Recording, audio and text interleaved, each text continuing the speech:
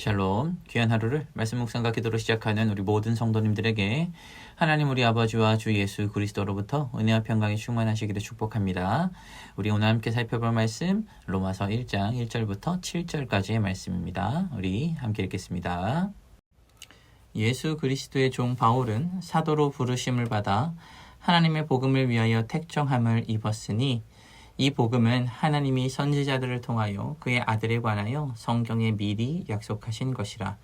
그의 아들에 관하여 말하면 육신으로는 다윗의 혈통에서 나셨고 성결의 영으로는 죽은 자들 가운데서 부활하사 능력으로 하나님의 아들로 선포되셨으니 곧 우리 주 예수 그리스도시니라.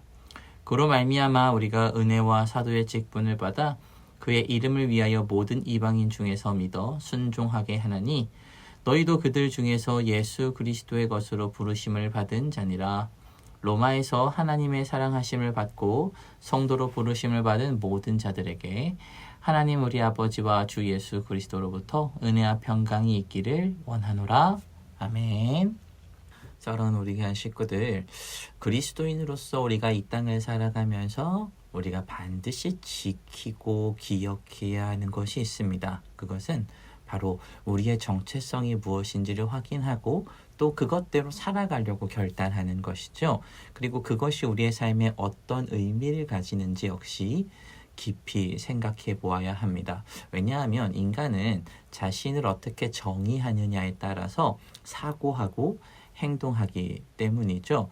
프란시스 셰퍼 역시 이런 말을 했습니다. 자아 인식이 우리의 삶에는 정말 중요한 영향력을 미친다. 그러므로 우리의 정체성은 단순히 이런 철학적인 질문을 넘어서서 내가 누구이며 어떠한 삶을 살아가야 하는지에 대한 깊은 신앙적 고백으로 이어져야 하는 것이죠. 자, 오늘 말씀 속에서 사도 바울을 통해서 하나님께서 우리에게 전달하는 두 가지의 정체성이 있습니다.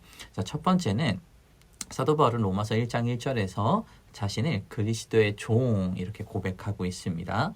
자, 여기서 종으로 사용된 단어는 헬라어로 둘로스인데요. 이는 단순히 종을 의미하는 게 아니라 노예를 뜻하는 것입니다.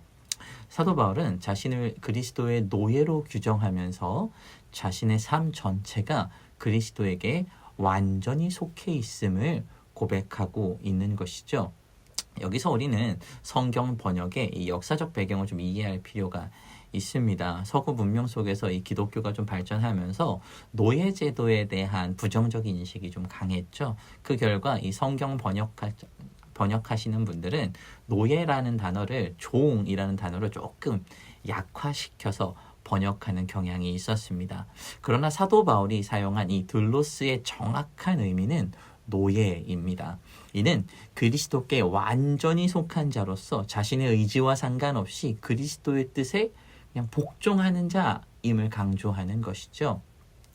자, 그런데 여기서 중요한 점은 바울이 고백한 이 노예됨이라는 것이 억지로 받아들여지는 것이 아니라 자발적으로 고백했다라는 겁니다. 자, 이는 율법에 얽매인 노예가 아니라 사랑에 의해 매인 자발적인 헌신의 노예이다 라는 것을 고백하는 것이죠. 이 사도 바울의 고백은 사실은 이 구약 신명기 15장의 말씀에 근거하고 있습니다. 신명기 15장의 말씀에 따르면 히브리 종은 6년 동안 주인을 섬기고 나면 7년째 해에 반드시 자유롭게 풀려나게 되어 있습니다. 그러나 그 종이 주인과 그 집을 사랑해서 계속해서 섬기기 원할 경우 주인은 종의 귀를 뚫고 그를 영원한 사랑의 노예로 삼았습니다. 그래서 이 노예는 사랑에 의한 자발적인 헌신으로 그 주인을 섬기겠다고 결단을 하고 주인은 그 자발적인 헌신을 한 노예를 받아들여서 영원한 종으로 영원한 노예로 삼는 것이죠. 사도 바울이 고백한 내가 하나님의 종 되었습니다 라고 하는 말씀은 이와 같은 마음으로 자신을 그리스도의 사랑의 메인 노예로 하나님 앞에 헌신하겠다고 고백하고 있는 것입니다. 사랑하는 우리 귀한 식구들, 우리는 어떻습니까? 우리도 사도 바울처럼 그리스도의 사랑의 메인 자발적인 노예로 살아가고 있습니까? 아니면 억지로 혹은 또는 의무감으로 신앙생활을 하고 계시지는 않으십니까?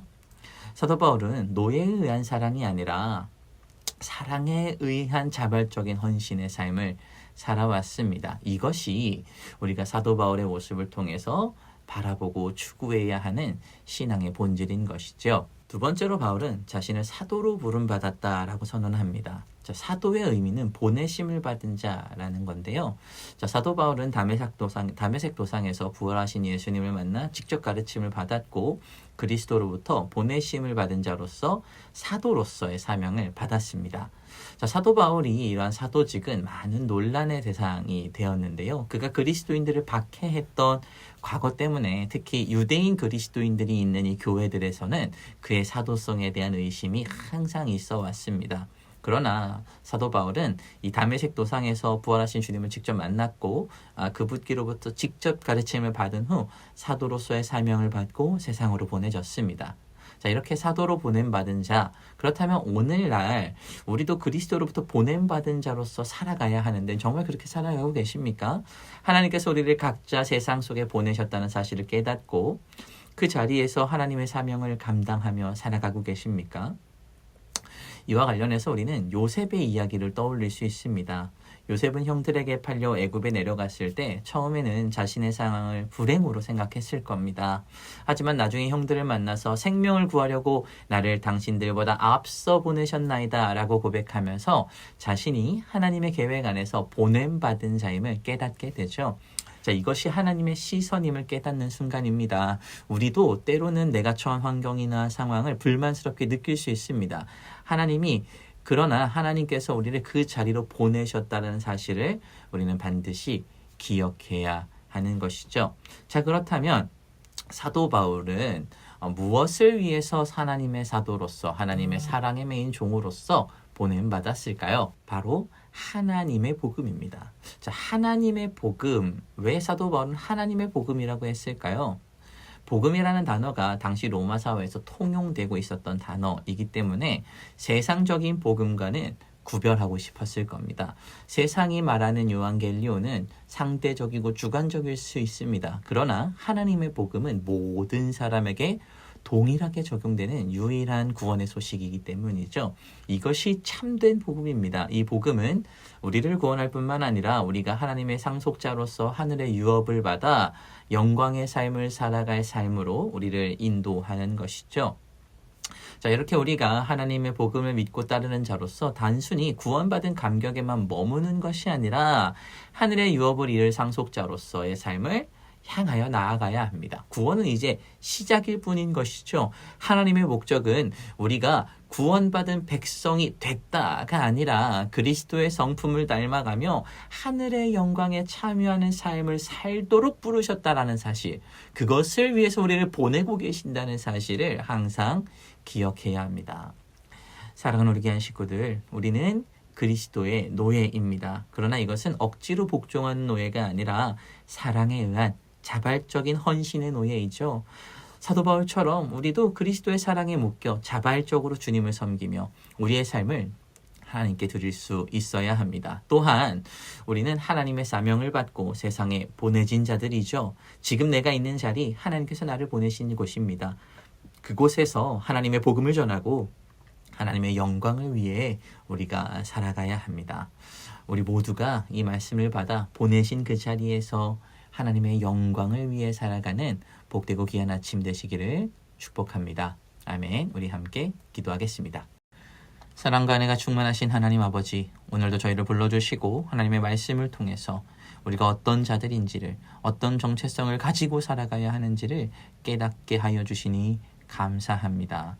사도 바울이 자신을 그리스도의 노예로 고백하며 온전히 주님께 헌신한 것처럼 우리도 우리의 삶을 하나님께 온전히 드리기를 원합니다. 우리의 의지와 생각을 내려놓고 사랑의 메인 자발적인 헌신으로 하나님을 섬기는 자들 우리 되게 하여 주시옵소서. 하나님 또한 하나님께서 지금 보내신 이 자리, 주께서 보내신 자리임을 기억하여 이 땅에 보내신 하나님의 계획과 뜻을 깊이 깨달아 하나님의 복음을 전하며 주님의 영광을 드러내는 삶을 살아갈 수 있도록 그리스도의 빛과 소금으로 살아갈 수 있도록 주님이 하여 주시옵소서. 감사드리며 예수님의 이름으로 기도합니다. 아멘. 우리 이 시간 함께 기도할 도구기도 제목은 각 위원회를 위해서 기도하겠습니다. 각 위원회가 활성화되어 교회를 세우고 하나님 영광을 선포하며 모든 위원회들이 성령께서 주시는 능력과 기쁨으로 최선을 다하여 교회를 건강하게 세워나가는 기관들 될 수 있도록 우리 같이 기도하겠습니다. 두 번째로 위원장들과 임원들을 위해서 기도하겠습니다. 하나님께서 세우신 자리에서 교회와 위원회를 세우는데 뜻을 모으고 기쁨과 감사함으로 최선을 다해 섬기는 위원장들과 임원들 될 수 있도록 우리 함께 기도하겠습니다.